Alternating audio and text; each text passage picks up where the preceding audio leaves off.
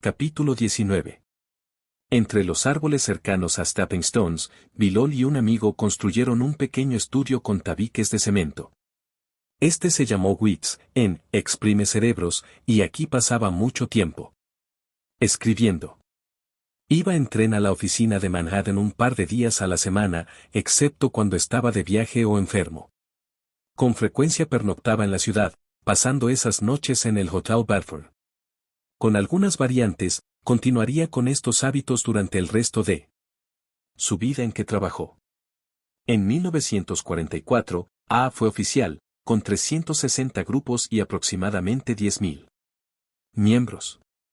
También el alcoholismo fue oficial, 1944 fue el año en que la Asociación Médica Norteamericana lo reconoció como una enfermedad. En el mismo año Bill fue invitado a hablar ante la Sociedad Médica del Estado de Nueva York. Fue uno de los pocos no profesionales a quien se le haya pedido que hablara a sus miembros de un problema médico grave. En 1944, AA se cambió más lejos del centro de la ciudad, de DC Street al 415 de Lexington Avenue, cerca de la estación del Grand Central. Rutok se había ido. Se fue en 1942 para volverse a casar, ahora con un miembro de la fraternidad, y se cambió a Ohio. Fue reemplazada por Bobby B., que había sido bailarina y era miembro de AA. Hubo en la oficina más ayudantes a sueldo, con frecuencia se llevaban traductores para manejar las solicitudes de ayuda del extranjero. El Grapevine, publicación mensual de AA, había hecho su aparición con el número de junio de 1944. Se originó independientemente de Bill y fue formada por un grupo al que con afecto, llamada Los 6 Desventurados Manchados de Tinta. Al principio era un boletín de 8 páginas que intentaba llevar noticias de AA a los miembros de las Fuerzas Armadas. Pronto creció y llegó a ser la revista oficial de la fraternidad. Al pasar los años, el Grapevine publicaría alrededor de 100 artículos de Bill. Fue uno de sus más importantes vehículos de comunicación con los miembros. Gran parte del trabajo de Bill, en la oficina, fue hacerse cargo de la correspondencia. Desde la publicación del artículo del Saturday Evening Post, el correo había llegado en un torrente continuo.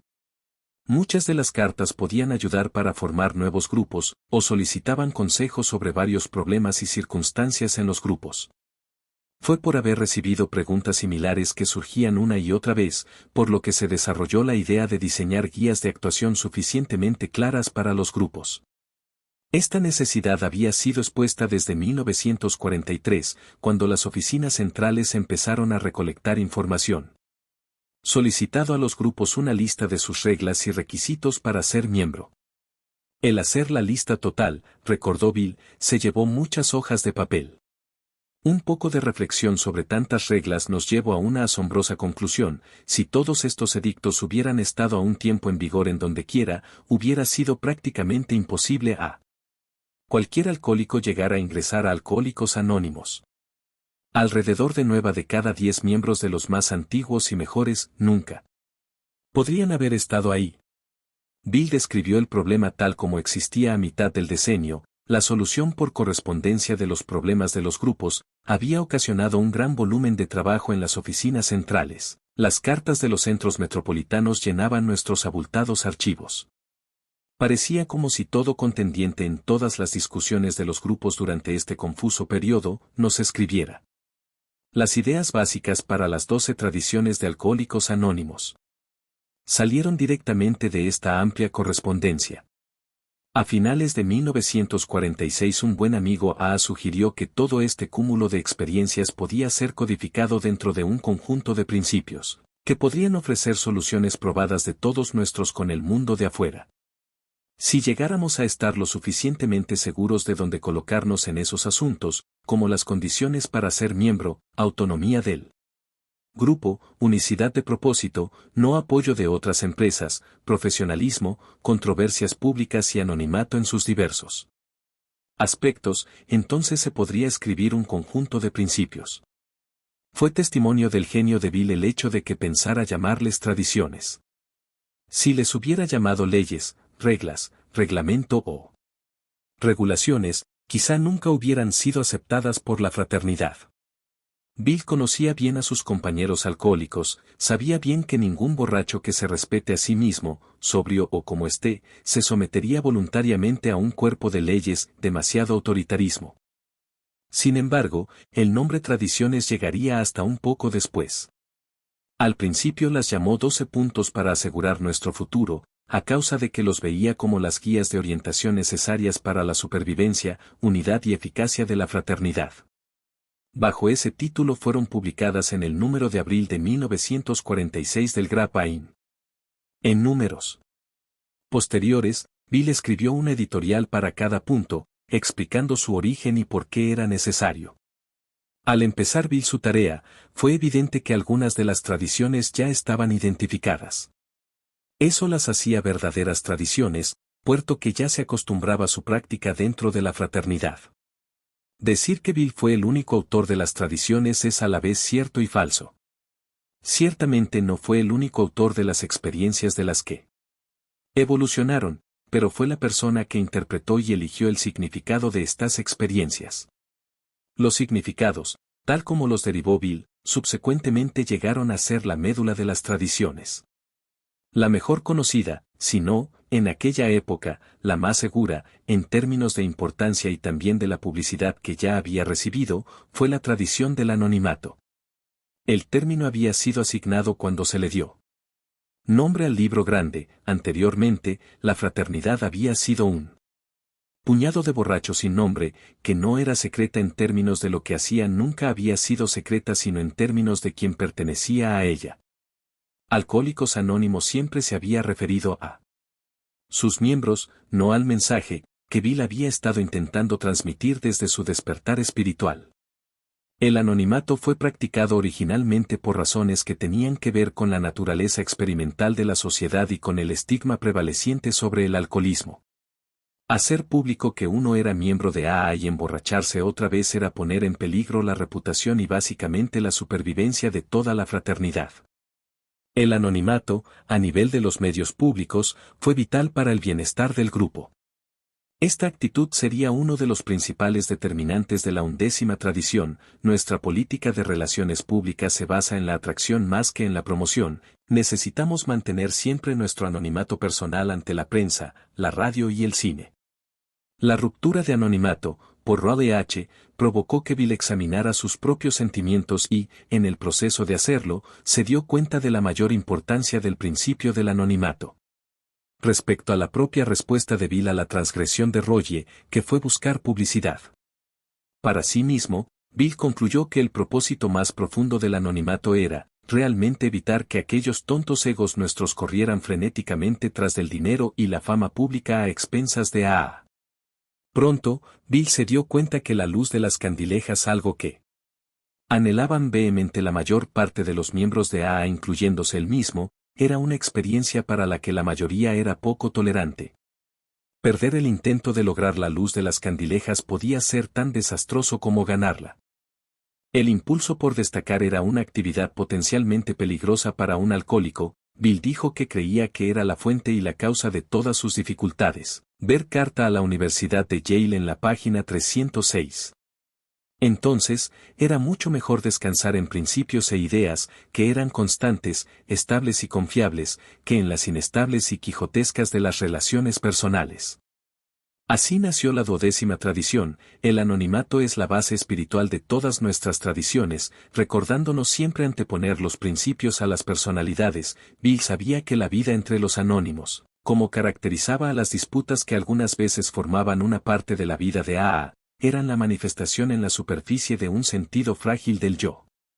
En el mundo de afuera, estas podrían ser vistas como una demostración de los deseos ordinarios del ego, pero a causa de que podían ser suficientes para que una AA se emborrachara, se tenía que sacrificar la necesidad de esos deseos en el curso de la búsqueda del dejar de beber, más allá de la frontera de la sobriedad.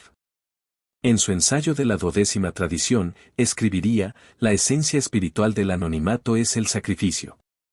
Conforme las 12 tradiciones de AA, repetidamente, nos piden abandonar nuestros deseos personales por el bienestar común, nos damos cuenta de que el espíritu de sacrificio, cuyo símbolo más apropiado es el anonimato, es el fundamento de todas ellas.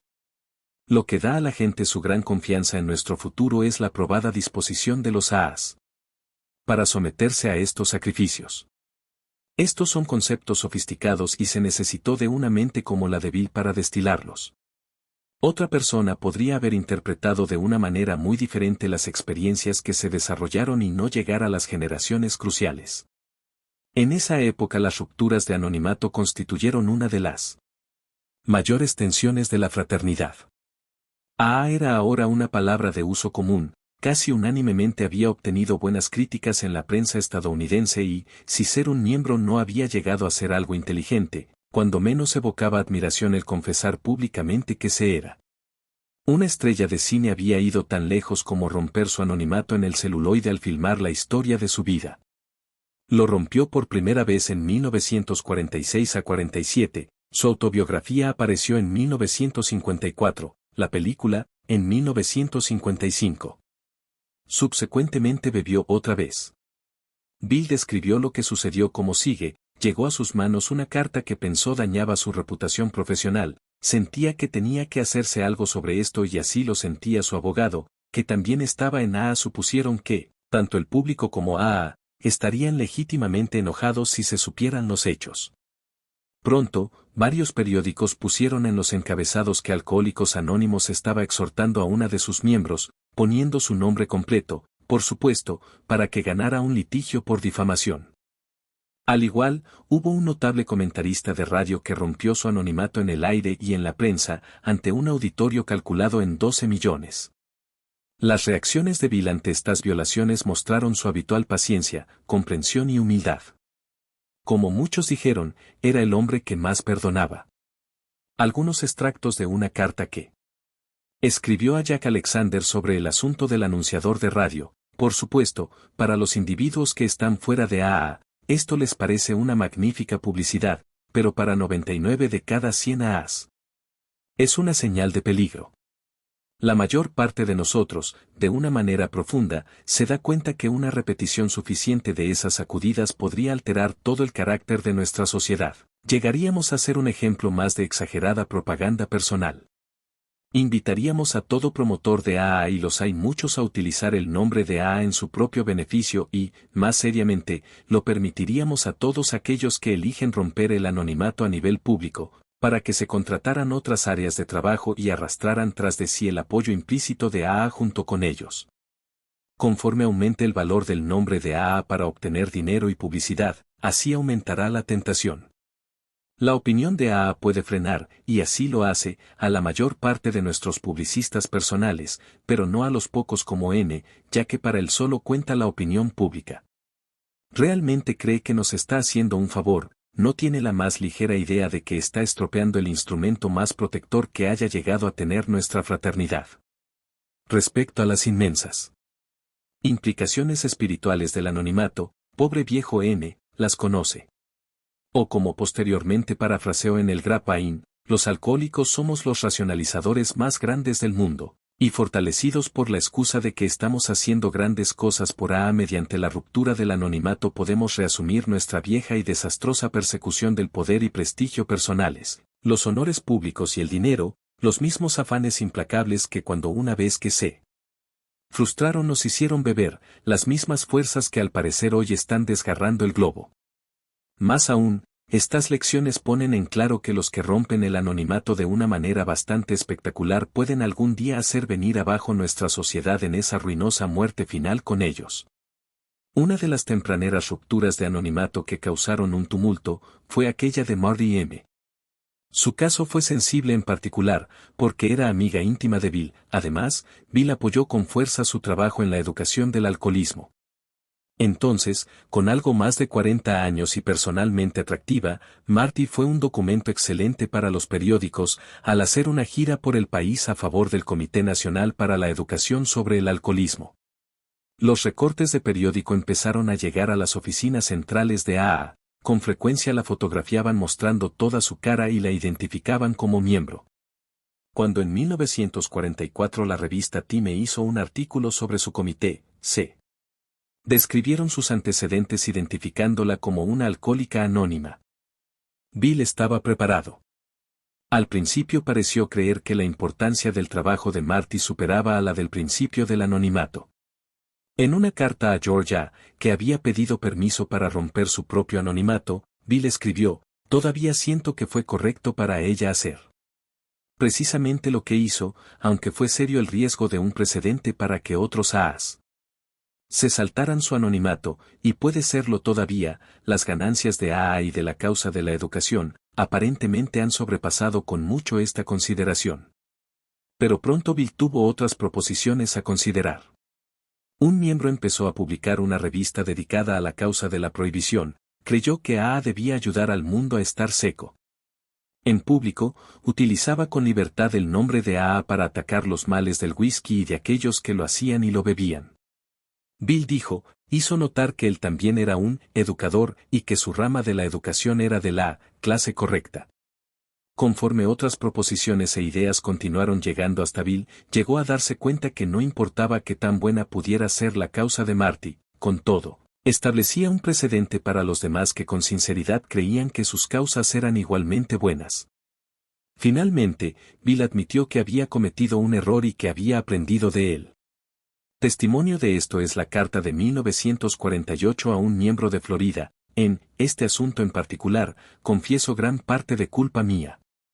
Hace algunos años, no nos dimos cuenta del valor protector del anonimato para el movimiento de AA como un todo. Cuando Marty rompió el suyo con propósitos educaciones, yo consentí en ello. A la luz de los sucesos posteriores eso ha probado ser un error. En nuestro folleto de las tradiciones, encontrarás que reconozco ese error». El propio comportamiento de Bill, con respecto a cosechar reconocimiento, fama y premios que se le ofrecieron por su trabajo en AA, fue un modelo de modestia. Como él dijo, mi registro respecto a honores públicos está muy del lado conservador. Dijo que rechazó 6 grados honorarios. Mi sentir era que el precedente de no aceptar personalmente esos grados sería más valioso que aceptarlos desde el punto de vista de Alcohólicos Anónimos. Quizá el más importante de estos fue rechazar un doctorado en leyes honorario de la Universidad de Yale, un acontecimiento que merece describirse con algún detalle, ya que ejemplifica perfectamente las inquietudes a las que Bill estaba tratando de adherirse. Aunque le habría encantado aceptar, decidió que declinaría. Su carta de rechazo fue una obra maestra de humildad, tacto e inteligencia. Fechada el 2 de febrero de 1954, se lee en su totalidad. Señor Reuben Holden, secretario, Universidad de Yale, New Haven, Connecticut. Estimado señor Holden, esta es para expresar mi más profundo agradecimiento a los miembros de la Sociedad de Yale por considerarme como apto para el grado de doctor en leyes. Solo después de la más cuidadosa consulta con amigos y con mi conciencia, es que ahora me siento obligado a rehusar esa nota de distinción. Si yo aceptara, el beneficio a corto plazo para Alcohólicos Anónimos y para las legiones de los que todavía sufren nuestro mal, no hay duda que sería mundial y considerable. Estoy seguro de que un apoyo así de potente aligeraría mucho la aprobación pública de AA en todas partes. Por lo tanto, nada sino las más convincentes razones podrían alentar mi decisión de negar a Alcohólicos Anónimos una oportunidad de esta dimensión. Ahora, esta es la razón. La tradición de Alcohólicos Anónimos, nuestro único medio de gobernarnos a nosotros mismos, ruega a cada uno de los miembros que evite toda esa clase particular de publicidad personal o distinción que pudiera ligar su nombre con nuestra sociedad en la mente del público en general. La 12ª tradición de AA dice: el anonimato es la base espiritual de todas nuestras tradiciones, recordándonos siempre anteponer los principios a las personalidades. A causa de que ya hemos tenido mucha experiencia práctica con este principio vital, hoy es el punto de vista de todo miembro sensato de AA que, si durante los años por venir, practicamos este anonimato de una manera absoluta, este garantizará nuestra eficacia y unidad por refrenar fuertemente a aquellos para los que los honores públicos y las distinciones solo son los escalones para el dominio y el poder personal. Al igual que otros hombres y mujeres, los AAs miramos con profunda aprensión la vasta lucha por el poder que nos rodea, una lucha que en miles de formas invade todos los niveles, desagarrando a la sociedad. Creo que los AAs Somos afortunados de estar agudamente conscientes de que esas fuerzas nunca deben estar rigiendo entre nosotros, por miedo a que perezcamos juntos. La tradición del anonimato personal y de ningún honor a nivel público es nuestro escudo protector, no nos atrevemos a enfrentarnos desnudos a la tentación del poder. Por supuesto, comprendemos en su totalidad el gran valor de los honores fuera de nuestra fraternidad. Siempre sentimos inspiración cuando estos son merecidamente otorgados y humildemente recibidos como el sello de calidad de logros distinguidos en el servicio. Solo decimos que en nuestras circunstancias especiales sería imprudente que los aceptáramos por el logro de AA. Por ejemplo, la historia de mi propia vida acumulada durante años alrededor de una persecución implacable del dinero, fama y poder, llegó a su desenlace al casi hundirme en un amor de alcohol. Aunque sobreviví a esa horrible desgracia, entiendo bien que el espantoso germen neurótico del contagio del poder también ha sobrevivido, solo que está aletargado, pero se puede multiplicar otra vez y hacerme pedazos y también a Alcohólicos Anónimos. Temperamentalmente docenas de millares de mis compañeros de AA son como yo, afortunadamente ellos lo saben y yo también. De aquí nuestra tradición del anonimato y de aquí mi clara obligación de rehusar esta señal de honor con toda la inmediata satisfacción y el beneficio que pudiera haber rendido. En efecto, la espléndida mención que proponen, que me describe como WW, si protege mi anonimato por ahora, no obstante, con seguridad. Aparecerá en un posterior registro histórico que yo había aceptado un doctorado en leyes y entonces el público conocería el hecho. Así, en tanto yo podría aceptar el grado conforme a la letra de la tradición de AA como está hoy, con seguridad estaría montando el escenario para que mañana se viole su espíritu. Estoy seguro de que esto sería establecer un precedente peligroso. Aunque podría ser un nuevo enfoque, me pregunto si la sociedad de Yale podría considerar dar a Alcohólicos Anónimos misma toda la mención, omitiendo el grado para mí. Si es el caso, con gusto me presentaré a recibirlo en nombre de nuestra sociedad.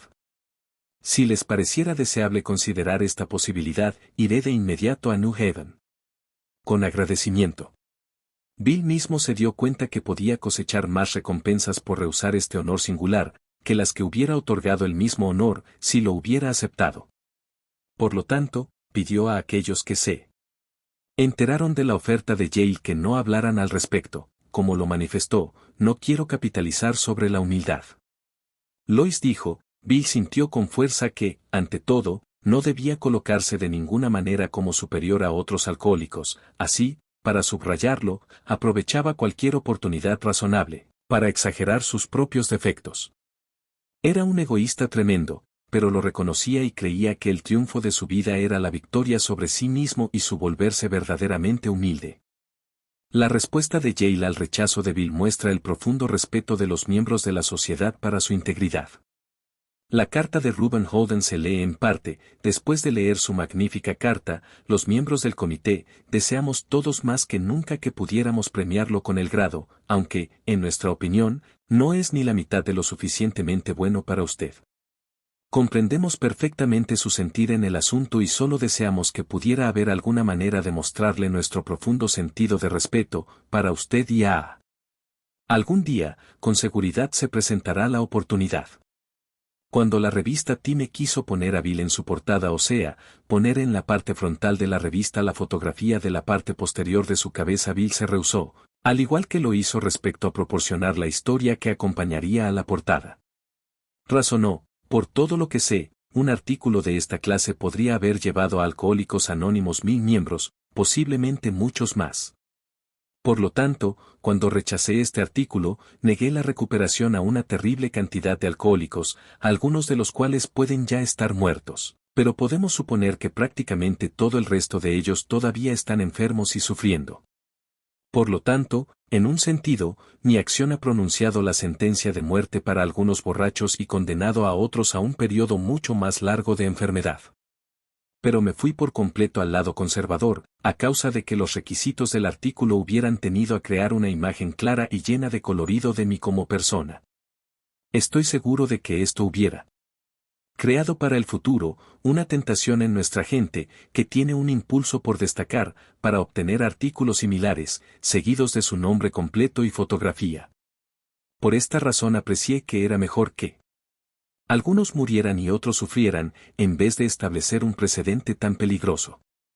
Por lo tanto, rehusé la publicidad, y debo confesar que no fue fácil. Respecto a los demás puntos para asegurar nuestro futuro, con su genio para hacerlo mejor de lo que en cualquier caso era inevitable, Bill formuló una tradición diseñada para hacer su propia presencia, si no obsoleta, cuando menos solo marginalmente importante y de ninguna manera inevitable para la continuación del bienestar de su propia creación.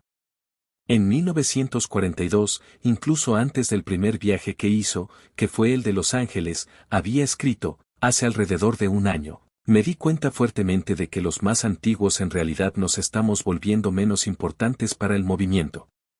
Aunque esto es un poco difícil para el viejo ego, empiezo a ver cuán verdaderamente providencial es eso. Aquí hay gente que se ha levantado por sus principios y no por sus maestros. Qué buenos augurios para el futuro a largo plazo. En vez de deplorar el tiempo por venir cuando había sobrevivido a su propia utilidad, aseguró a la fraternidad que la situación más deseable era que los miembros individuales, incluido él mismo, siempre fueran menos importantes para AA que los principios del programa en sí. Colocar a Alcohólicos Anónimos dependiendo primariamente de la idea. El espíritu y el concepto, en vez de en cualquier fuerza temporal o personal individual, eso es exactamente lo que hicieron los 12 puntos para asegurar nuestro futuro, de Bill. La tradición que se desarrolló del segundo de estos 12 puntos, especifica. Para el propósito de nuestro grupo solo existe una autoridad fundamental, un Dios amoroso tal como puede manifestarse en la conciencia de nuestro grupo. Nuestros líderes no son más que servidores de confianza, no gobiernan. La primera experiencia de Bill publicada con la noción de conciencia de grupo consistió en los sucesos que rodearon la oferta que recibió, al principio, para trabajar profesionalmente como terapeuta sin título en el hospital de Towns. Esta fue una anécdota que Bill siempre disfrutaba contar. Si para el propósito de nuestro grupo solo existe una autoridad fundamental, un Dios amoroso tal como puede manifestarse en la conciencia de nuestro grupo, lógicamente se deduce que los líderes de AA no son autoridades en el sentido común de la palabra, sino más bien servidores y un instrumento de la conciencia de grupo. La ocupación de su cargo será breve, como está en la naturaleza evolutiva de AA, se reemplazarán por aquellos que vienen detrás. De las demás tradiciones, la primera tradición dice, nuestro bienestar común debe tener la preferencia. La recuperación personal depende de la unidad de AA. Al exponer esta tradición, Bill la parafraseaba al establecer que el grupo debe sobrevivir o el individuo no lo hará. La tercera tradición dice, el único requisito para ser miembro de AA es querer dejar de beber. El método de prueba y error produjo todas las tradiciones, intentos fallidos de imponer otros requisitos refuerzan esta. Por ejemplo, el mismo Dr. Bab había expresado su inquietud acerca de admitir mujeres en AA como miembros, cuando se presentaron las primeras. El principio que se expresaría concisamente en la tercera tradición pudo ser aceptado en general, pero ponerlo en práctica no fue tan fácil. Uno de los obstáculos fue que a veces parecía contradecir la cuarta tradición, que dice, cada grupo debe ser autónomo, excepto en asuntos que afecten a otros grupos o a Alcohólicos Anónimos, considerado como un todo. En una carta de 1943, Bill deploró esto y confesó su frustración y su sensación de inutilidad acerca de la situación. Junto contigo, lo siento muy profundamente acerca de este asunto de la raza. Salvo esta cuestión, supongo que AA es la sociedad más democrática del mundo. Todos los hombres deben tener una oportunidad igual de recuperarse del alcoholismo, ese es el ideal sobresaliente. Pero, infelizmente, mi propia experiencia sugiere que quizá no se logra mientras vivamos. En todo el sur y parte del norte, los blancos se rehúsan a mezclarse socialmente con los negros, es un hecho que debemos enfrentar sin rodeos, no se les puede coaccionar ni persuadir a que lo hagan ni siquiera siendo alcohólicos. Lo sé, porque una vez lo intentó aquí en Nueva York y fui rechazado tan violentamente, que me di cuenta que, sin importar que tanta fuera la insistencia, esta no podría hacer algún bien, estaba destinada a hacer daño. Comparado con el de los alcohólicos blancos, en realidad el número de negros es muy pequeño. Supongamos que alguno de nosotros intentara formar la situación en el sur, el prejuicio es tan grande que 50 blancos podrían quedar fuera de AA con objeto de que salváramos a uno de color. Ese es el principio del bien mayor, para el mayor número, deplorablemente cae lejos de nuestro ideal, pero en la práctica, ¿qué podemos hacer al respecto? No lo sé, todavía estoy buscando arduamente la respuesta. Hasta donde he aprendido, que no hay quien pueda mandar en un grupo de AA, digo a los grupos que se atengan a los deseos de la mayoría de sus miembros y, si socialmente un grupo rechaza a los negros, debe hacerse un esfuerzo sobrehumano para ayudar a cada uno de los hombres de color para que por sí mismo inicie un grupo y permitirle el acceso a unas cuantas juntas abiertas como observador. Tan tempranamente como en 1940, Bill había encendido la mecha al inventar a 2 alcohólicos negros a que asistieran a juntas en el área de Nueva York. Después de oírlo hablar en una institución, le preguntaron si a su liberación podrían ingresar a Alcohólicos Anónimos. Bill respondió afirmativamente y pocas semanas después, se presentaron en una junta.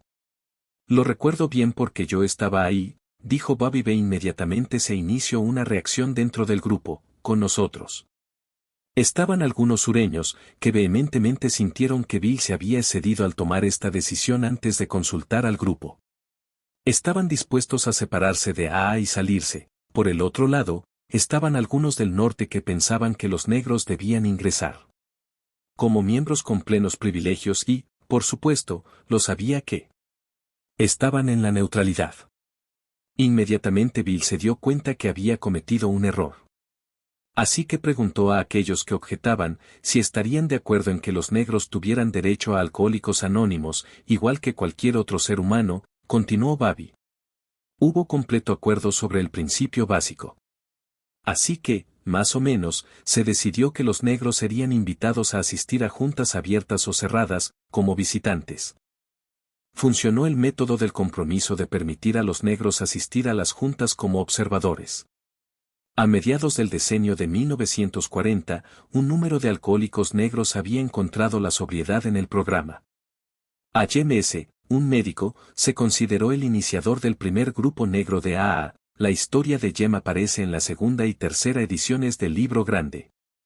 Barry L., que ingresó al grupo Manhattan en 1945, recordó lo que sucedió al llegar una persona que no solo era un negro, sino que también tenía otras diferencias evidentes y alarmantes. En 1945, Barry estaba de guardia en la casa club de la calle 41. Un hombre llegó necesitando ayuda. Era negro y entonces no había miembros negros, era un estricto y traía a la espalda todas las pertenencias que tenía en este mundo. Traía el cabello teñido de rubio y venía maquillado, además, manifestó que era drogadicto. No sabíamos qué hacer con este tipo. Me reuní con algunos de los miembros más antiguos y hablamos con el hombre, pero acerca de él, ¿qué podríamos hacer? Cuando no se llegó a una decisión satisfactoria de la conciencia de grupo, Barry hizo lo que muchos otros Adareas hubieran hecho, llamó a Bill, a quien le describió el miembro en perspectiva. Después de un silencio, Bill le pidió a Barry que recorriera de nuevo la lista y Barry lo hizo. Ahora, inquirió Bill, dijiste que era un borracho. Claro que sí, respondió Barry. No hay duda al respecto, ciertamente es un borracho. Bueno, es todo lo que podemos pedirle, concretó Bill. Al prospecto se le invitó a asistir a las juntas y, aunque pronto desapareció, su presencia creó un precedente para la tercera tradición. Dice la quinta tradición, cada grupo no tiene más que un propósito primordial, llevar su mensaje al alcohólico que todavía sufre. ¿O cómo? Bill lo parafraseó con un viejo refrán, zapatero a tus zapatos. Para ilustrar el principio de la quinta tradición, Bill narra una anécdota acerca de un miembro, evidentemente, Bill mismo, que fue al Hospital Towns a hacer el 12º paso a un alcohólico descrito por el Dr. Silkworth como un irlandés horriblemente terco. Nunca vi a un hombre tan obstinado. Gritaba que si su socio lo tratara mejor y su mujer dejara de molestarlo, pronto resolvería su problema alcohólico. Después que Bill explicó el motivo de su visita, el paciente demandó, ¿realmente quieres decir que la única razón por la que estás aquí es intentar ayudarme y ayudarte a ti mismo? Sí, dije, eso es absolutamente todo lo que hay, no hay nada más. Entonces, titubeante, me aventuré a hablar acerca del lado espiritual del programa. ¿Qué regaderazo helado me dio ese borracho? No acababa de salir de mi boca la palabra, espiritual, cuando se lanzó contra mí, oye. Profirió, ahora lo veo. Estás haciéndome proselitismo para alguna maldita secta religiosa o algo así. ¿De dónde sacaste eso de que no hay nada más? Pertenezco a una gran iglesia que significa todo para mí. ¿Tienes el valor de venir aquí a hablarme de religión? Gracias al cielo le salí con la respuesta correcta para eso. Se basó firmemente en el propósito primordial de AA. Por último, vio que yo no estaba intentando cambiar sus puntos de vista religiosos, que quería que en su propia religión encontrara la gracia que ayudaría a su recuperación. A partir de ahí nos llevamos muy bien. Años después, a este rudo cliente irlandés le gustaba decir, mi padrino me vendió una idea y esa era la sobriedad. En aquel entonces no podía comparar nada más. En casi ninguno de los escritos de Bill se encuentra su don de simplificar lo complejo de una manera tan evidente como se encuentra en las tradiciones. En primer lugar, fue capaz de dar el nombre a las amenazas potenciales para la supervivencia de la fraternidad, simplemente, eran problemas de propiedad, prestigio y poder. Los complicados problemas de propiedad se podrían eliminar si AA no era propietaria de nada y también se mantenía a sí misma, de ahí las tradiciones sexta y séptima, un grupo de AA nunca debe respaldar, financiar o prestar el nombre de AA a ninguna entidad o empresa ajena para evitar que los problemas de dinero, propiedad y prestigio nos desvíen de nuestro objetivo primordial y todo grupo de AA debe mantenerse completamente a sí mismo, negándose a recibir contribuciones de afuera. En 1946, la fraternidad ya tenía la suficiente experiencia como para que Bill creyera que una sólida tradición de no afiliación, sin ninguna excepción, era la única manera de conservar a Alcohólicos Anónimos libre de controversia y desviaciones. La más famosa y narrada de estas experiencias tiene que ver con otro error de Bill respecto a Marty M., esta vez, su apoyo público al trabajo de ella. En 1943, enriquecida por 4 años de experiencia en AA, Marty había asistido a la primera sesión de la recién fundada Escuela de Yale de Estudios del Alcohol, la primera en EWA de un programa educacional así. Ese verano marcó un momento de decisión en su vida, ya que llegó a convencerse de que las actitudes del público hacia la enfermedad y sus sufrientes había que cambiarlas, y ese fue su llamado para trabajar en el campo de la educación alcohólica. En particular quería ayudar a las mujeres alcohólicas que pensaban sufrían un doble estigma. El Comité Nacional para la Educación sobre el Alcoholismo, NCEA, Inc., la organización que fundó Marty, abrió sus oficinas el 2 de octubre de 1944. El NCEA, que finalmente llegaría a ser el Consejo Nacional sobre el Alcoholismo, recibió un respaldo entusiasta del GRAPA Inc., que solo tenía 4 meses de vida. También recibió el apoyo de mucha gente prominente y de algunos no tan prominentes, cuyos nombres, incluidos el de Bill Wilson y el del Dr. Bob Smith, aparecieron en el membrete del comité. El NCEA no estaba afiliado oficialmente con AA, pero los nombres de los cofundadores de este en su membrete daban la impresión de que los dos grupos estaban concretados. Para hacer más confusas las cosas, al hablar por todo el país patrocinando a su nueva organización, Marty estaba rompiendo su anonimato. La confusión resultante creció cuando, en 1946, el NCEA mandó por correo, en gran escala, una solicitud pública pidiendo fondos. Estas cartas se mandaron a algunos grupos de AA y de Kese, un depositario, escribió a Bill, que en ese tiempo se encontraba lejos de Nueva York si esta carta citando a Alcohólicos Anónimos llega a caer a los grupos de AA, que están en las listas de correos, citando a AA por todas partes y solicitando fondos con un membrete, que lleva tanto tu nombre como el de Bob Smith como patrocinadores, no va a ser chico el infierno que estallará. Además del problema de la separación del trabajo del NCEA del de AA y del problema de las rupturas de anonimato, existía el hecho de que el NCEA tenía que obtener del público, y de aquellos que estaban en la vida pública, la mayor parte de sus fondos de operación. Bill quedó persuadido finalmente de que la no afiliación total era la única solución. En menos de un año, el Dr. Bob y él se salieron del NCAA y Marty M. afirmó que discontinuaría la identificación pública de sí misma como miembro de AA. Mientras Bill estuvo formulando los principios que surgieron de estas experiencias, viajó con frecuencia a Akron para consultar con su cofundador. La capacidad del Dr. Bob para mantener las cosas sencillas le sirvió a Bill como una guía, ya que tenía una percepción de las cosas más complejas. En algunas, transmitía a Bill al voz popular de AA, si al Dr. Bob le gustaba, entonces era probable que también lo haría el elemento conservador de la fraternidad. Bill también intentó trabajar para el progreso con las 30 o 40 personas que, por costumbre, llegarían por café a Stepping Stones, durante el curso de un fin de semana característico. Los visitantes se sentaban en cualquier lugar y hablaban del último problema o asunto. Bill leería lo que había escrito y todos contribuirían con ideas o sugerencias y él tacharía sus palabras y empezaría de nuevo por completo. Para él era difícil hablar de otra cosa cuando estaba trabajando en un proyecto, ya que estaba totalmente inmerso en este y preocupado con ese solo tópico. La medio hermana de Bill, Ellen, que en esa época vivía en Stepping Stones, tuvo este recuerdo de su monomanía: nos sentaríamos a la mesa para almorzar, pero él solo se sentaría ahí y podías darte cuenta de que su mente estaba en otro lado. Para tomar la sopa agarraba un tenedor o alguna otra cosa y Lois y yo nos poníamos absolutamente histéricas. Estaba sentado ahí y nos miraba como diciendo, ¿qué les pasa? Están locas. En realidad tenía una mentalidad de un solo objetivo, veía una cosa a la vez, de principio a fin. Muy parecido sucedía en la oficina. Bob H., gerente general desde 1968 hasta 1974, recordó que la característica persistió en los últimos años de Bill. Si ibas a la oficina y nunca lo habías visto en tu vida, nunca había oído de ti, era solo alguien que andaba por ahí dando un paseo. Si tenía algo en su mente, lo oirías. Te sentabas ahí durante 1 o 2 horas, mientras él hacía un discurso al respecto.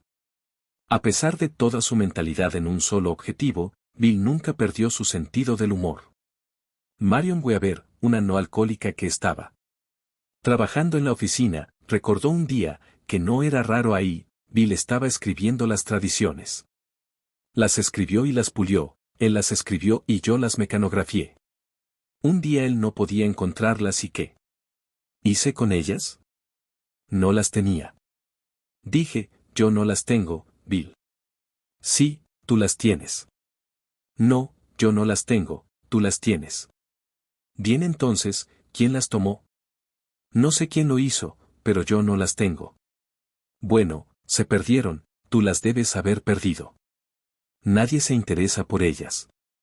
Nadie se interesa acerca de lo que me sucede, el trabajo de toda mi vida, y nadie se interesa por lo que me sucede. Y estaba llorando. Nadie se interesa por lo que le sucede a Bill. Y se fue.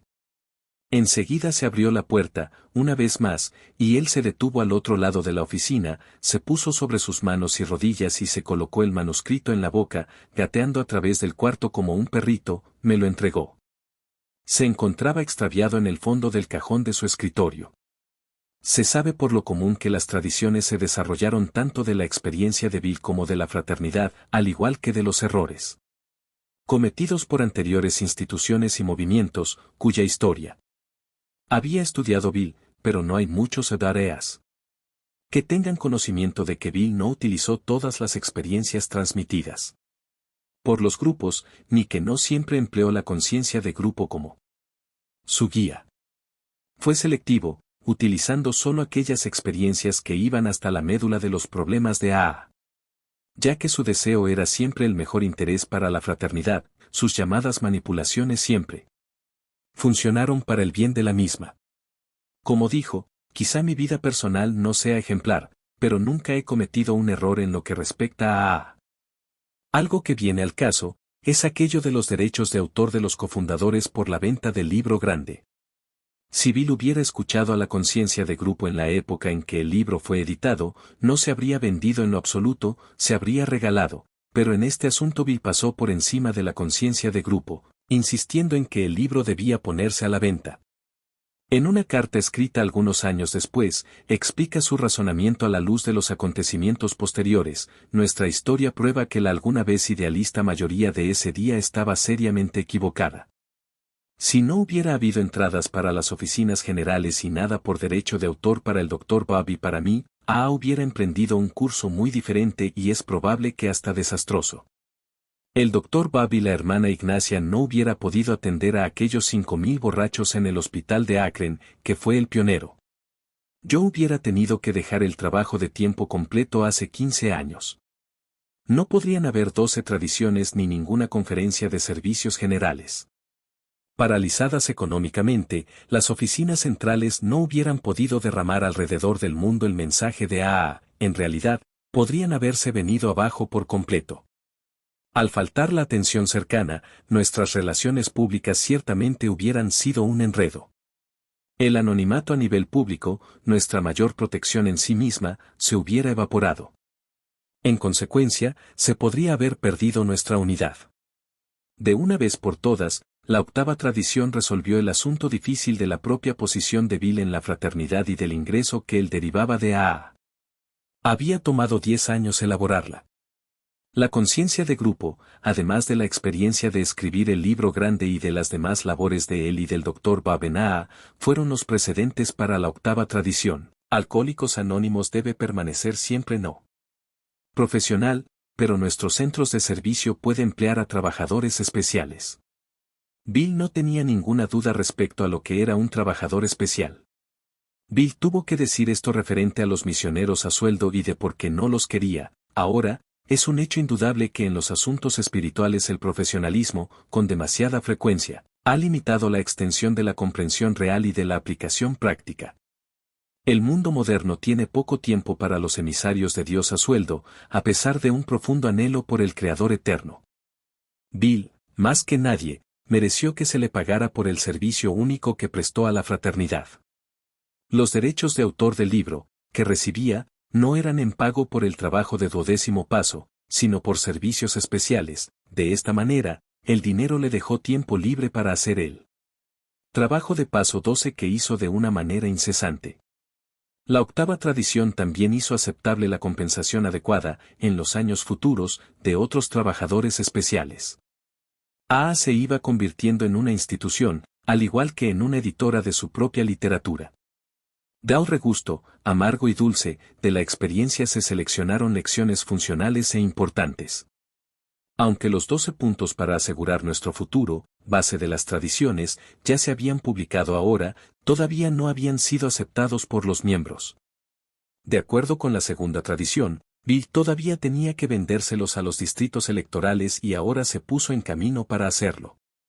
Durante los 3 últimos años del decenio, 1947 a 1950, todavía enfrentándose a su depresión, salió a los grupos, vendiendo las tradiciones, ya fuera que su auditorio quisiera o no quisiera escucharlo y algunas veces no querían. Bill recordaba, recibí cartas como esta, Bill, nos encantaría que vinieras y hablaras.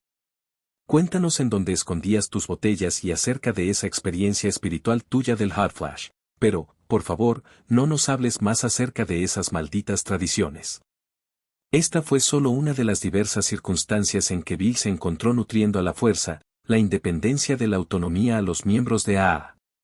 Durante esos años que estuvo de viaje, también habló de sus ideas para una estructura de AA de representantes electos, líderes que fueran servidores de confianza, era el más afectuoso deseo de Bill para Alcohólicos Anónimos. En los años por venir, Bill se iba a encontrar en la curiosa posición de persuadir a la fraternidad a tomar en sus manos, tanto a ella misma como a su bienestar. Se pasaría los años siguientes intentando que la fraternidad quedara libre de sus ataduras, contra los deseos de las mismas personas a quienes estaba tratando de liberar hasta de él mismo.